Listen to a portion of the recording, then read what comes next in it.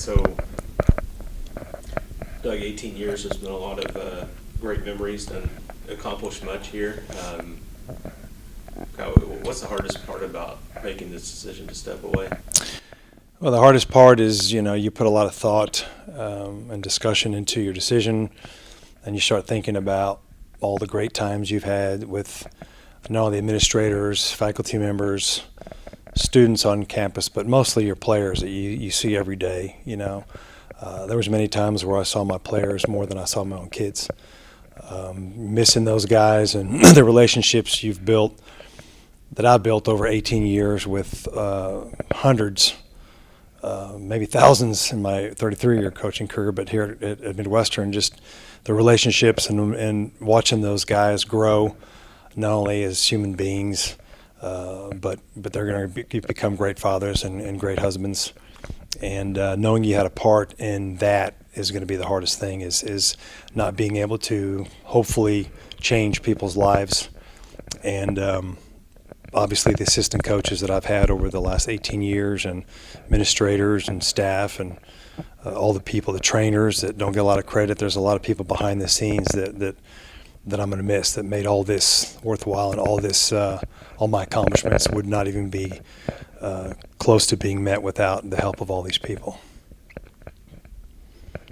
We've talked earlier that this program's grown a lot, facility-wise, just the amount of people in the stands, just the community support. Really, it can be argued that soccer in this area has everything to do with the Midwestern program coming on in '72 and then growing from there.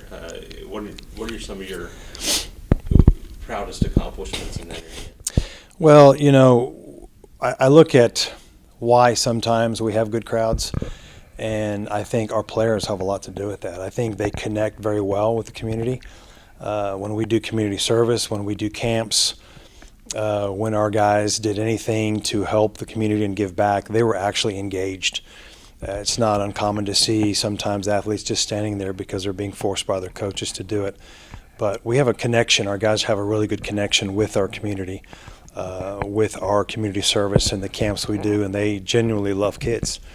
And, they go out and they talk to people, and they talk to parents, and they talk to people in the community. And so I feel like when people come to our games, they have an attachment to our team. They're just there watching a soccer game. They're watching our guys play, and they want to give back. And there's a reason why we're number 1 or 2 in the country every year in attendance, and not just because we're winning games, but it's exciting, and they love our guys, and our guys love them. So great appreciation for the fans and alumni and our community. An alumni base of 45 years. There are a lot of proud players that came through Midwestern State that love their time here, that want to give back not only financially but in attendance. It's not uncommon for us to go to an Elite Eight or a Final Four and have 10 alumni fly out to watch us play. So it's a great connection we've had in my 18 years, and I know it will grow. And you're talking about the alumni. It's one of the strongest on campus for sure, but how important is that? Has the alumni base been to you? How good have they been to you? Well, I was kind of lucky, Trey, because I was an alumni myself, and being the only coach in the history of the sport here at Midwestern, in a 45-year history, that had played here. So I had that kind of advantage to a lot of guys that played in the 70s and 80s. Hey, this is a guy that went through what we went through, and he knows what it was like, and he knows what it's like, and we want to give back. And whether it's through emails or Facebook or Instagram, they're always reaching out and saying, "Hey, Coach, you're doing a great job. You're keeping the legacy going on. You're continuing that winning tradition, and not only continuing it but growing it." So that means a lot to me. That meant everything to me to have the backing of the alumni. Obviously, there was some years where we struggled at the beginning, and the kind of you get some questions. I'll never forget. Years ago, we were 3-3. And for the first time, we were going to go below 500 if we lost the next game. And I got a couple emails from alumni saying, what's going on? We're 3-3. we lose the next game, we're going to be below 500. What's happening this year? And then we went on to win 15 of the next 16 games and made the Elite Eight. So we've been kind of going back and forth, but they've always been there supporting us, and their expectations are high, and they should be. This program has a history of winning. But more importantly to me is what we've generated. We've generated a lot of community support. Our facility is top notch. We're always in the top 10 in the country, rank wise, and we develop good kids. They have discipline, they have character, they go on to be successful and prominent members of our community and communities around the world because we get international. So to see these guys move on and what they've accomplished, not only on the field but off the field, really means a lot to me too. What do you expect to see from this program in the future? I really think that's obviously one of my biggest disappointments in 18 years is we weren't able to bring home a championship. As you know, you were there in '07 when we played really well. And for years I talked to the coach of Franklin Pierce about how good we were, and he said we deserved to win, we were the best, but that doesn't matter because we still don't have that trophy. So obviously I would have liked to win a national championship, but I know we're on the right track. I know with Michael Meacham, the program is in good hands. He has the kids have great respect for him.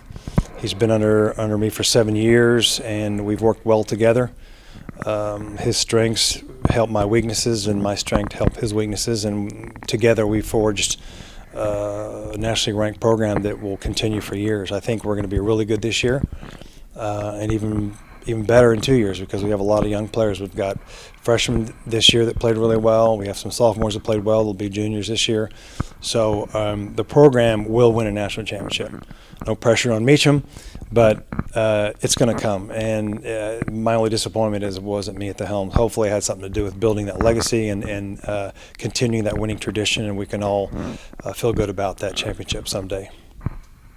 Really, the winning here has obviously been a big part of your legacy, but you've also produced a lot of players that have moved on to become coaches. Your coaches have moved on and done very well in other places. How proud of you are you of that legacy and really just growing the sport, not only in Texas, but your guys have really been around the country?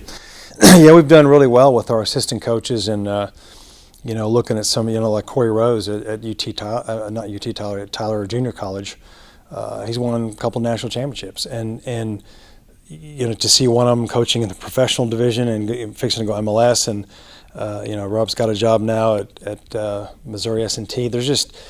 It makes you really proud because that's really not why I do it, but to know that I mentored them and helped them in their success and their growth means a lot to me because that's not why you really do it. You come to work every day just doing the process, doing the best you can for your coaching staff, doing the best you can for your kids, trying to squeeze the best out of everybody you work with. And hopefully that rubs off on them, and that, and I think it did. It helped them become better people, better coaches, and I'm very proud of that.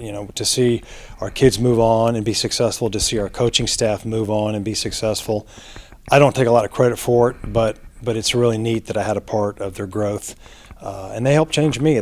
Without those guys, we wouldn't be as successful as we are. I could not have won the games that I did without my assistant coaches. And I used to tell our team, and for years, and our assistant coaches did the same thing. I said, look, our program is a ship. It goes in one direction, and it takes a lot of components and a lot of people working together to keep the ship in the right direction. Every now and then the ship will go off course, and that's when me, the captain of the ship or the coach, comes in and says, hey, we're not working together. We got to be on the same page. We all have to be working together because a lot of small, intricate parts of a program, and if they're all not working in unison, you're going to go off course. So the course of the future of this program will depend on everyone's commitment to the new head coach, to the administration, and most of all to each other, because that's what these kids ultimately play for. They're the ones putting in the work.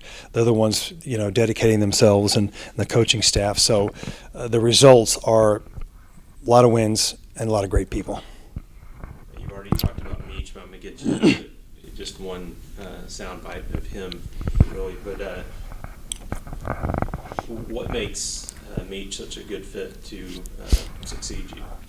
Well, one thing he has, he's grown as a person since I've been here. He is much more receptive to the fact that you have to work with administrators, and sometimes you have to give in a little bit.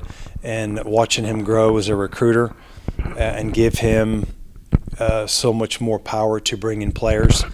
In the last couple of years, he's done 95% of the recruiting. I just say yes or no, or we talk about scholarship, and I say yes or no on that. And there's a few people that I have to say no on, but for the most part, I go with what he says. And so recruiting, as we know, is a huge part of what we do.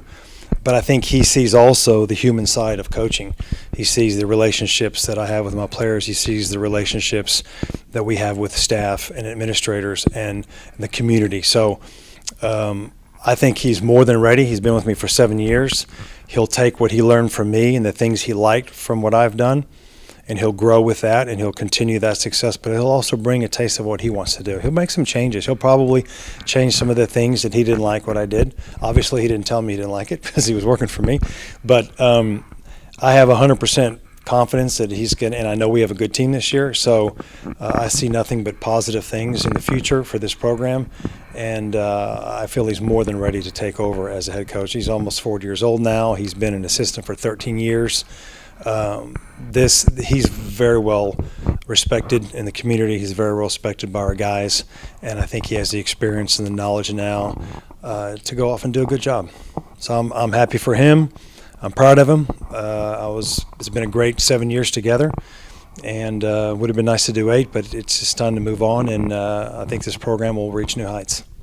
What are some of the things you're looking forward to in your retirement personally? Not having to wear Nike, that's for sure. I'm just kidding. Probably I'm going to enjoy some time with my family, and it's going to be nice to go to a game and just relax and watch the game without having to get upset with the officials. Of course, I'll probably still get upset with the officials, but no, there's some projects I have, and I want to continue to do things, and I have a couple opportunities out there for me that I need to pursue, and I will pursue and hopefully be successful as I have been as a coach. And it's been a great ride, but sometimes you got to get on that horse and ride off in the sunset. So good luck to the program, good luck to the team. Love all the guys in the team, and it's going to be tough to watch them play.